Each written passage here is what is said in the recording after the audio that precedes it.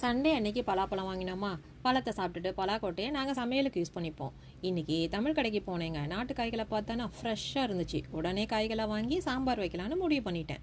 எல்லா காய்களையும் அழகாக கட் பண்ணி டிசைன் பண்ணி ஃபோட்டோ ஷூட் எடுத்து முடிச்சுட்டு கடகடன்னு சாம்பார் வைக்க ஆரம்பிச்சிட்டேன். இப்படி முருங்கைக்காய், கத்திரிக்காய், மாங்காய், பலாக்கொட்டை, முள்ளங்கி இப்படி கலவையாக காய்களை சேர்த்து சாம்பார் வச்சா சூப்பர் டேஸ்ட்டாக இருக்குங்க.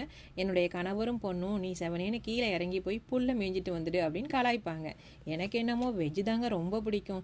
சாம்பாருக்கு சைட் டிஷ்ஷாக உருளைக்கிழங்கு ஃப்ரை பண்ணலான்னு 2 உருளைக்கிழங்கு பருப்பு வேக வைக்கும் போதே 2 விசில் விட்டு எடுத்து கட் பண்ணி வச்சுருக்கேன். கடுகு, உளுத்தம்பருப்பு, நச்சு வச்ச பூண்டு, வெங்காயம் சேர்த்து வதக்கிட்டு உருளைக்கிழங்கை ஆட் பண்ணிவிடுங்க.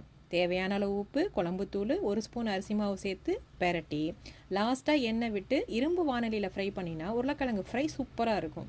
சாப்பாடு ரெடியாக இருக்குது ஃப்ரெண்ட்ஸ். பிளேட்டில் எடுத்து வச்சு சாப்பிடுங்க. இந்த வீடியோ பிடிச்சிருக்கா? சப்ஸ்கிரைப் பண்ணிவிடுங்க.